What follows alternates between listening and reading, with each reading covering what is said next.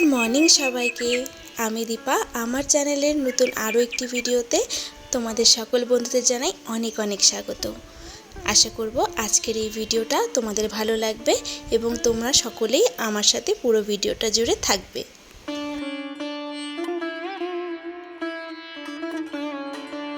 আজকে কিন্তু একটা বিশেষ দিন। দিনটা ছিল সোমবার, সাথে ছিল কৌশিকী অমাবস্যার পুজো।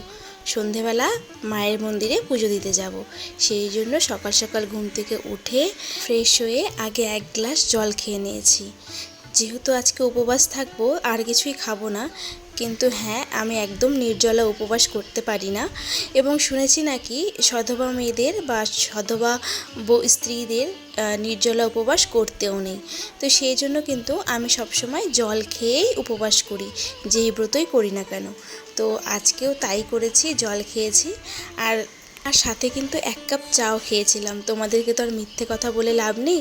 মায়ের নামে পুজো দিতে যাব ঠিকই, কিন্তু ওই একদম উপবাস, এক ফোঁটা জল না খেয়ে সেইভাবে উপবাস করে ওই রাত্রি 10টা সাড়ে 10টা অবধি থাকা, মানে আমার খুব কষ্ট হয়ে যায়, মানে খুব অসুস্থ বোধ করি পরের দিন। তো সেই জন্য একটু জল আর এক কাপ চা কিন্তু আমি খেয়েছি, আর কিন্তু কোনো কিছুই খাইনি সেদিন।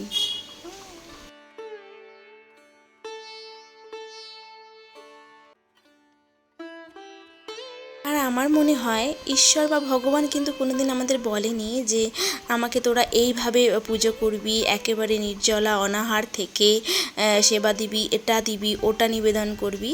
তো এগুলো আমরা নিজস্ব শান্তি বা নিজস্ব মানে মনের ইচ্ছা থেকেই কিন্তু করি, যে যেভাবে পারি। আমার মনে হয় যার যতটুকু সামর্থ্য সে ততটুকু আয়োজন করে পুজো করলেই কিন্তু ঈশ্বর আমাদের ডাকে সাড়া দেন। এবং যে যেইভাবে পারবে, সেটা হতে পারে নিরামিষ আহার করে বা জল খেয়ে, যেভাবে পারে সেভাবে করলে কিন্তু, যদি আমি সত্যি মন থেকে ঠাকুরকে ডাকি, ঈশ্বরকে ডাকি, ঈশ্বর কিন্তু নিশ্চয়ই সাড়া দেবেন।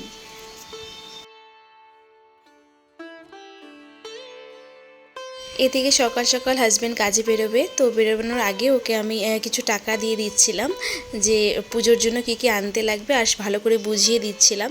তো যাই হোক, কেন আমি টাকাটা দিচ্ছিলাম, যেহেতু আমি ইউটিউব থেকে পেমেন্ট পেয়েছি, ফার্স্ট পেমেন্ট, তোমরা সবাই জানো। তো সেই জন্য আমি চাইছি যে এই টাকাটা দিয়ে, ইউটিউবের প্রথম পেমেন্টটা দিয়ে আমি মায়ের পুজো দেব। এটা আমার মনের বহুদিনের ইচ্ছে ছিল, আজকের নয়। তো সেই ইচ্ছেটা পূরণ করার জন্যই কিন্তু আমি আমার হাজব্যান্ডকে বলছি যে আমি যে টাকাটা দিচ্ছি সেটা নিয়ে যাও, সেটা দিয়েই কিন্তু মানে ঠাকুরের জিনিসপত্রগুলো নিয়ে আসবে। তো যদিও আমি জানি আমার টাকা বা আমার বরের টাকা আলাদা কিছু না, দুজনেরই কি দুজনের টাকা ইউজ করতে পারি, দুজনেই তো একটাই মানুষ, তাই না? আমরা কিন্তু ওরকম আমার টাকা তোমার টাকা এরকম কিন্তু ভাবি না, আমার হাজব্যান্ডও ভাবে না এবং আমিও ভাবি না। আমরা কিন্তু দুজনেই দুজনের প্রয়োজন মতন যার কাছে যখন থাকে সেইভাবে কিন্তু খরচা করে ফেলি। তো সেটা নিয়ে কোনো সমস্যা হয় না কোনো দিনই।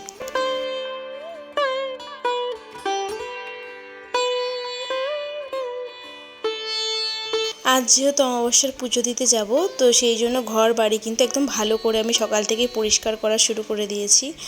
সাথে যে বিছানার চাদর ছিল, ডিভানের, মানে হল রুমের যে আমার ডিভানটা দেখো সবসময়, সেই ডিভানের চাদর সব কিন্তু আমি একদম মানে পরিষ্কার চাদর আর কি পেতে নিয়েছি। আর সমস্ত পুরনো চাদরগুলো, পুরনো বলছি মানে যেগুলো পাতা চাদরগুলো, সেগুলো বদলে দিয়েছি। সেগুলো আর কি ওয়াশিং মেশিনে দিয়ে দেবো কাচতে, মানে এত জামা কাপড় হয়ে গেছে না, তো সেগুলো তো আর হাতে কাচা পসিবল না।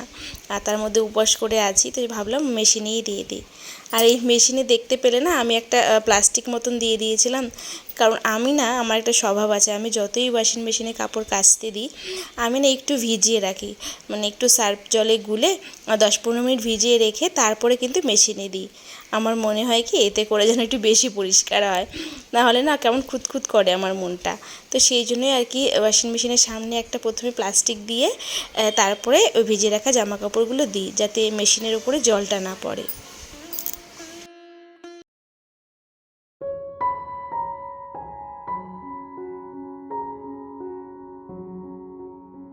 এই কৌশিক অমাবস্যা কিন্তু বিশেষ গুরুত্বপূর্ণ একটি অমাবস্যা, বিশেষ গুরুত্বপূর্ণ একটি দিনও বলতে পারো। এই দিন কিন্তু ঘর বাড়ি ভালো করে পরিষ্কার করতে হয়, যাতে যত অশুভ শক্তি যদি আমাদের ঘরে থেকে থাকে তাহলে কিন্তু সেগুলো যেন দূর হয়ে যায়। সেই জন্যই আজকে ঘর মোছার জলে, আজকে না আমি এটা প্রতিদিনই করি, ঘর মোছার জলে একটু নুন হলুদ দিয়ে কিন্তু ঘর পরিষ্কার করে মুছে নিয়েছি।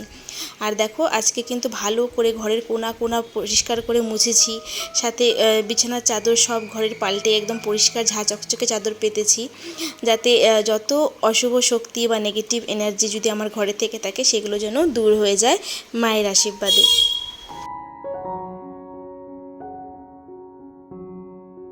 ঘর বাড়ি পরিষ্কার করে স্নান করে ঘরের পুজোটা দিয়ে নেব সকাল সকাল। আর আজকে রান্নার কেমন তোড়জোড় নেই, আজকে একটু ডাল ভাজা ভাত করব।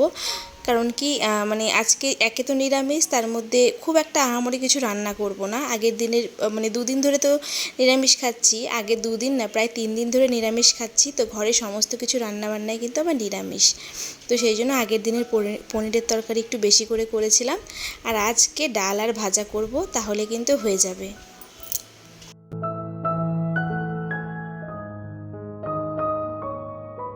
এদিকে আমার ঘরের পুজোটাও হয়ে গেছে, দেখো সুন্দর করে ফুল দিয়ে সাজিয়ে দিয়েছি। আর আগের দিন বাজারে গিয়েছিলাম, সেখান থেকে আমি এই বজরংবলীর পঞ্চমুখী ফটোটা নিয়ে এসেছি। এটা একটা আছে আমার ঠাকুরের আসনে পাতা, কিন্তু আরও একটা নিয়ে এসেছি আজকে এটা ঘরের মুখ্য দুয়ারের উপরে লাগাবো বলে, তো সেই জন্য এটাকেও একটু পুজো করে নিয়েছি।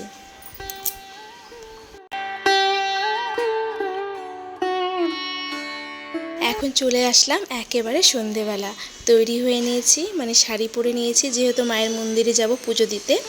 আর যে কোনো পুজো পার্বণ করলেই কিন্তু সধবা বা এই স্ত্রী মানুষদের উচিত ভালো করে সুন্দর করে আলতা সিঁদুর দিয়ে নিজেদের সাজিয়ে তোলা। তো সেই জন্য কিন্তু পায়ে আলতা পরে নিচ্ছি, দেখো। তো পায়ে আলতা পরছি আর ভাবছি পায়ে যদি নুপুরটা পরা থাকতো তাহলে বোধহয় আর বেশ ভালো লাগতো, কিন্তু আর এখন আর সময় নেই হাতে, সেই জন্য নুপুরটা পরতে পারলাম না। আর এমনিতেই শুধু আলতাটা পরে নিলাম, নিয়ে আমি ঘরের সন্ধ্যাবাতি দিয়ে তারপরে মন্দিরে যাব। আর বিশেষ কিছু কিন্তু নিয়ম পালন করলে কিন্তু বিশেষ বিশেষ দিনে ঘরে যত অশুভ শক্তি থাকে সেগুলো কিন্তু দূর হয়ে যায়। এই ধরো না আমাদের কোনো কাজে, সব কাজে যে বাধা আসে বারবার, শরীর ভালো থাকে না, মন ভালো থাকে না, কোনো কিছুতেই মন বসে না, ঘরে সবসময় অশান্তি ঝগড়া লেগে থাকে, এগুলো কিন্তু নেগেটিভ এনার্জি বা যে কোনো অশুভ শক্তির প্রভাবেই কিন্তু আমাদের সাথে হয়ে থাকে। তো সেগুলো যাতে ঘর থেকে দূর হয়ে যায় এর জন্য কিন্তু বিশেষ কিছু নিয়ম কিন্তু আমি করে থাকি সব সময়, এবং তার সাথে আজকে তোমাদেরকে দেখাবো যে কি কি করলে ঘরের থেকে অশুভ শক্তি তোমরা দূর করতে পারবে। তো চলো দেখতে থাকো।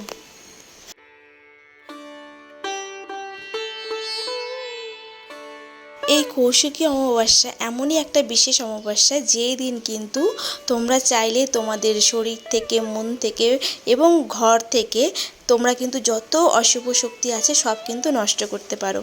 তো সেই জন্য দেখো আমি এখানে 5টি লবঙ্গ নেব, ফুলযুক্ত আর কি, 5টি লবঙ্গ প্রদীপের মধ্যে দেব, সাথে দেব একটু কর্পূর।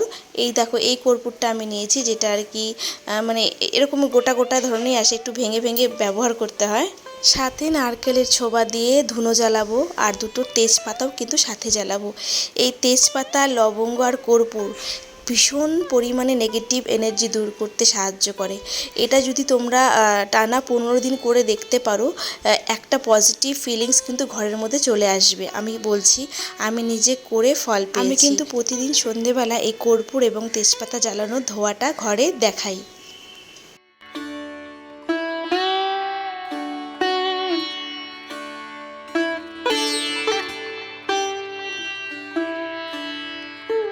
আজ যেহেতু কৌশিক অমাবস্যা, সেই জন্য কিন্তু বিশেষভাবে ধোঁয়াটা দিচ্ছি, মানে সাথে লবঙ্গ দিয়েছি।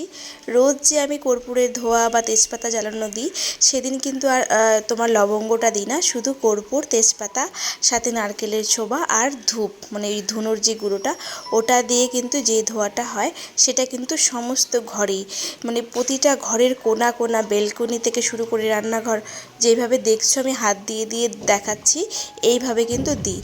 এটা কিন্তু কিন্তু তোমরা করতে পারো। যাদের মনে হয় ঘরে কোনো রকম নেগেটিভ কিছু তোমরা ফিলিংস পাচ্ছ বা সবসময় ঘরে মানে ঝগড়া ক্যাচাল লেগেই থাকে, কোনো কিছুতেই মন বসে না, তাহলে বুঝতে হবে যে ঘরে কিন্তু কোনো রকম নেগেটিভ এনার্জি আছে। এটা করে দেখো, নিশ্চয়ই তোমরা হাতে নাতে ফল পাবে এবং অশুভ শক্তির অবশ্যই বিনাশ ঘটবে।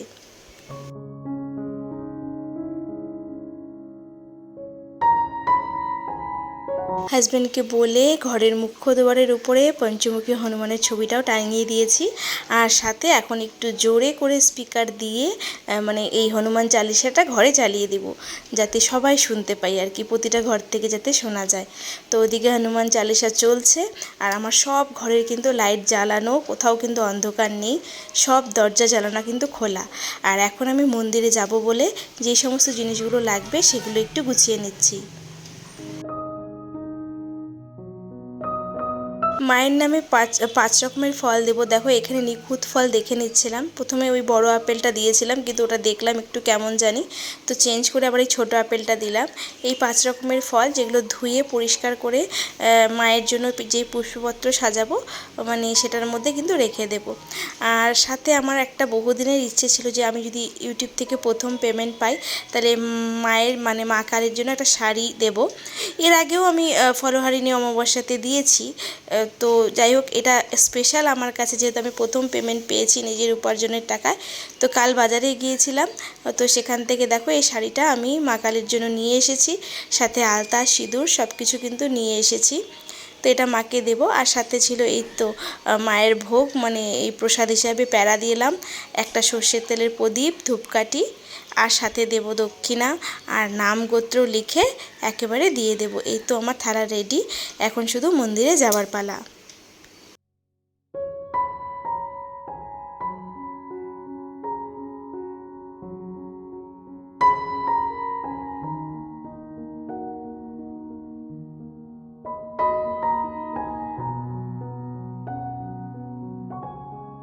আর এই মন্দিরটা কিন্তু আমাদের পাড়াতেই, মানে আমার বাড়ির খুব কাছেই। যে কোনো ব্রত পুজো অর্চনা কিন্তু আমরা এই মন্দিরেই করি। আর এই মায়ের কাছেই কিন্তু আমি প্রার্থনা জানিয়ে গেছিলাম যে আমি যখন ইউটিউব প্রথম পেমেন্ট পাবো তখন তোমাকে ভক্তি ভরে পুজো দেব এবং তোমার জন্য নতুন শাড়ি আলতা সিঁদুরও আমি দান করব। যদিও মা আমার কাছে কিছুই চায়নি, সেটা আমার মনের ইচ্ছে, কিন্তু আমার ইচ্ছে ছিল আমি জ্যৈষ্ঠ মাসের যে অমাবস্যা হয়, ফলহারিণী অমাবস্যা, সেই অমাবস্যাতে মাকে দেব। কিন্তু জানি না কেন যে সেই সময়ে আর কি পুজোটা করিনি, সেটা সেই জন্য আজকে মনটা ভীষণ খারাপ হচ্ছে। তো সেই জন্য করতে পারিনি বলে এই কৌশিকী অমাবস্যার দিন আমি পুজোটা করে নিলাম।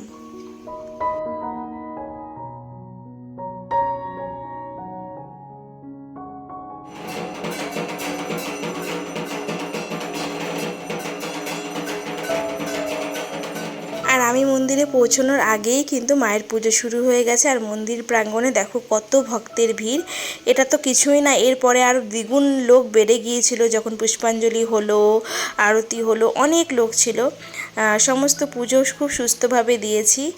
সাথে তো আরও অনেক কিছু মনের বাসনা আছে, জানি না মা কবে সেগুলো পূরণ করবে। আশায় আছি মা অবশ্যই পূরণ করবে সব মনস্কামনা ধীরে ধীরে। আর তোমাদের সকলেরই যেন সকল মনস্কামনা মা পূরণ করেন, সেই কামনাই করলাম। আর এদিকে দেখো পুজো শেষে প্রসাদের লাইনে দাঁড়িয়েছিলাম, প্রচণ্ড ভিড়।